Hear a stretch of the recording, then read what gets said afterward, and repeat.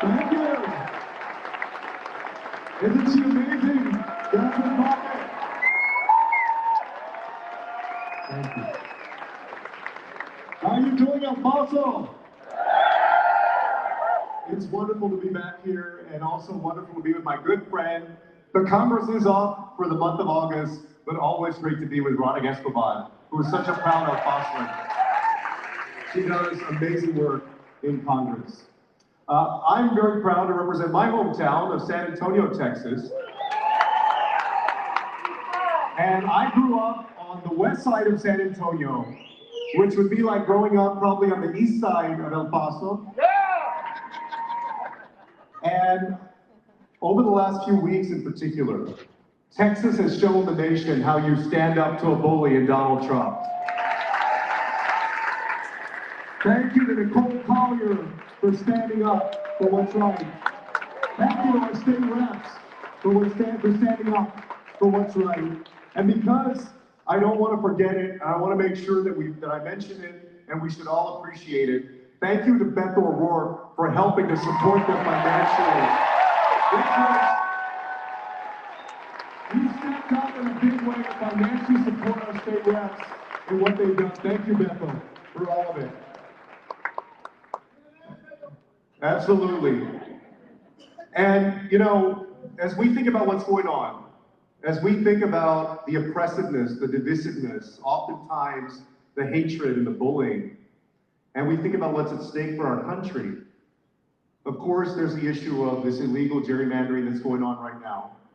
But there's also the issue of ICE agents out on the street in American cities, wearing masks, refusing to identify themselves, looking for people who are brown-skinned and speaking Spanish to target.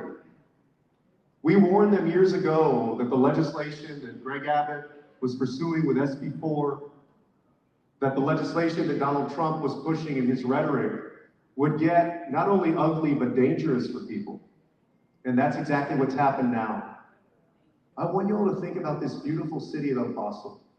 It's much like my hometown of San Antonio. And think about the neighborhoods and the communities that you grew up in. You think about, for example, the incredible contribution that our immigrants have given us, the lifeblood of both of our cities, the places that we call home. I think about my grandmother, who was the first in my family to come to the United States. My grandmother came here as an orphan when she was 6 or 7 years old. My grandmother was from Coahuila, Mexico. Coahuila, in northern Mexico. My grandmother and her younger sister, my grandmother's name was Victoria, and her younger sister was Trinidad. And they came to the United States because both their parents had died around the time of the Mexican Revolution. And the closest relatives that could take them in were not in Coahuila or in northern Mexico, they were in San Antonio. And when my brother spoke at the Democratic National Convention in 2012, you know, when you tell your story, after a while, if you give a big enough speech or you run in a big enough race, people start looking to tell whether you're actually telling the truth about your story. And there was this, genealogist that went and researched our family history, and quite honestly, in a way that I had not done. And she found the document that allowed my grandmother to come into the United States in 1922. And there was a line that stood out to me in that document. The line asked the question, purpose of visit. And her relatives had written in that line in 1922, to live, that she was coming to live. That is the dream, that is the contribution, that is the story of so many of our families over the years, of people that came here with nothing, who gave this country everything and helped us succeed in the United States of America.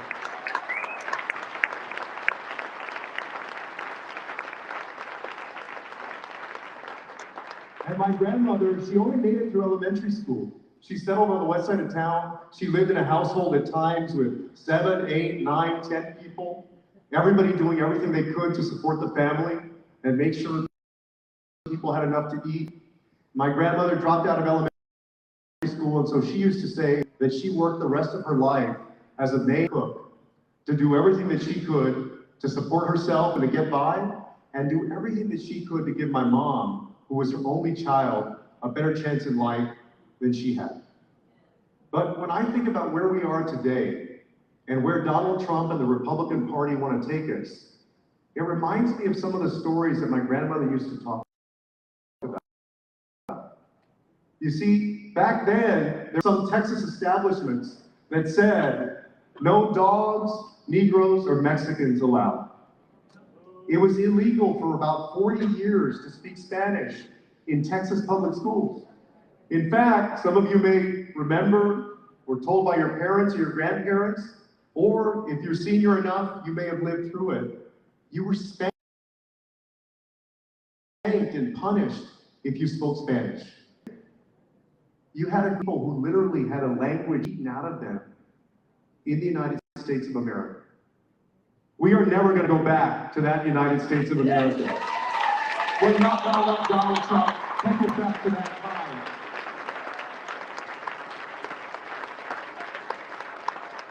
Because I know what my grandmother meant to her family and to her city and her community.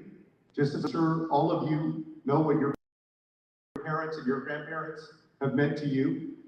She worked all of those years. And this is where I want us to share our stories as Jasmine mentioned. Because when we talk about things like cuts to SNAP and cuts to Medicaid and people talking about cutting Social Security and Medicare, sometimes we get wrapped up into talking about it only as black letter policy or numbers on a budget or a page. But it's not. It's a lot more than that. It's a lot more important than that. It's people's lives. And oftentimes, for a lot of people, it's actually a matter of life or death. You see, my grandmother, after working all of those years, she was a diabetic. And when she could no longer work, when she had worked as a maid and a babysitter and a cook, and got my mom through high school and through college, my mom was the first in her family to go to college.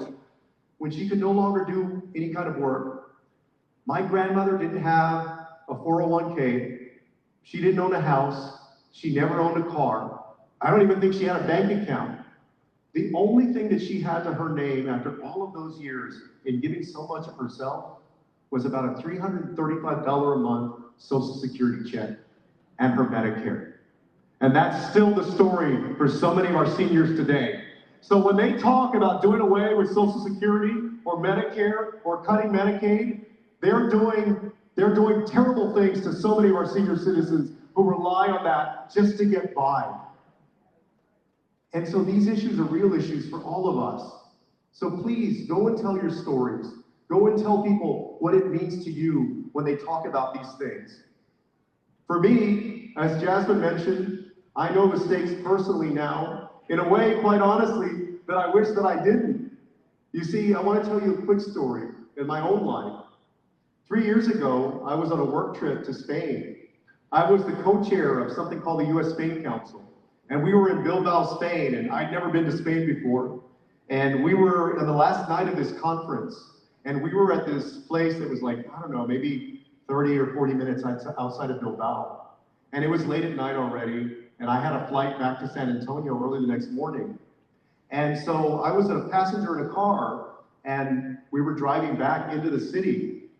And as we were driving on this road that was pretty dark, kind of a rural or semi-rural road, we were driving probably 65 or 70 miles an hour, and the driver hit a wild boar. For those of you that have ever hit livestock, any kind of animal on the road, you know the impact from that hit. And so the front end of the car was crashed in, the windshield was broken, the airbags came out, and I had never been in a crash. I've been in fender benders before, but I'd never been in a crash that was that violent. And so right away, you wonder, whether you're hurt, whether you need to go to the hospital. I actually looked around. I kind of, took stock of myself, and I felt like I was okay. There was nothing obviously wrong. I wasn't bleeding. And the ambulances came and to check on us. And then after a while, they start getting impatient. So they're wondering, okay, is anybody going to go to the hospital? Do you want to go to the hospital or not?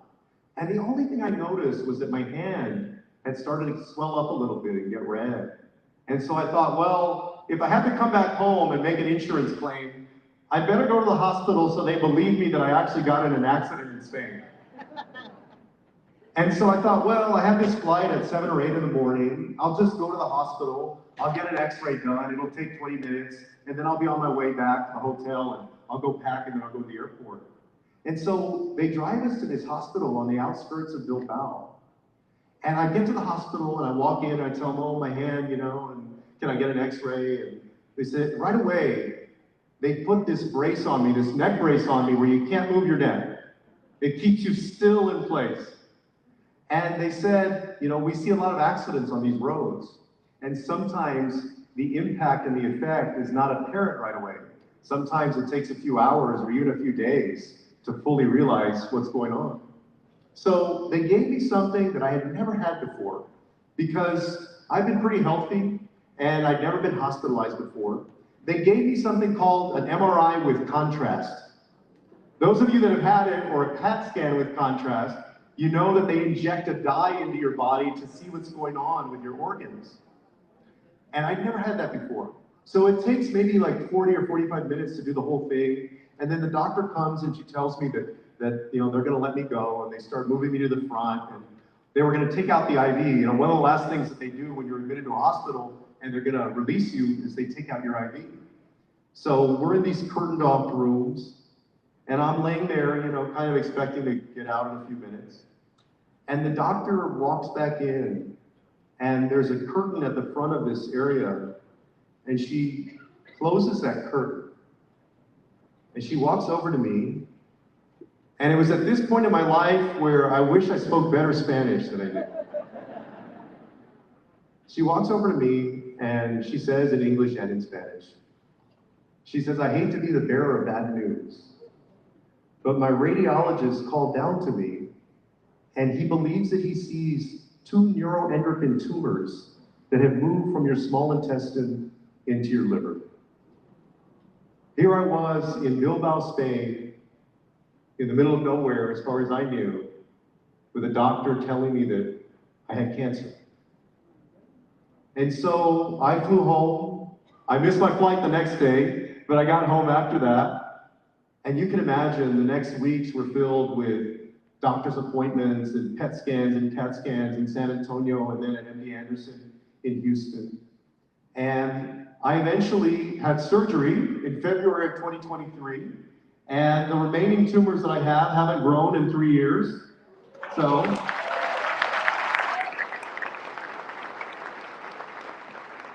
I just need them to not grow for about 40 more years and then I'll be okay. But I had surgery, and one of the things for those of y'all that have had surgery, in recovery, they want you to walk around, right? As part of the recovery and healing. And I was walking around and they told us to take it easy. So I didn't watch any news. I didn't watch MSNBC. I didn't watch CNN. I didn't call Beto. I didn't talk to anybody. I didn't call Veronica. I didn't talk to anybody. But I'm walking around doing my laps, and I noticed that there's 2 rooms in a row of people watching Fox News. I said, wait, I thought they said to take it easy. But as I was walking around, it was people of different backgrounds. And as we were walking past each other, nobody really stopped to talk because everybody was dealing with their own thing. But in those moments, nobody's politics mattered. I didn't know whether those people are Republicans or Democrats, except I assume for the folks watching Fox News. But it didn't matter. And so when you cut things like Medicaid, and when you cut the Affordable Care Act, you're not just hurting Democrats or liberals or progressive people. You're hurting all Americans in this country. And that's why, as Democrats, we have fought those cuts, and we believe in supporting universal health care coverage for all Americans.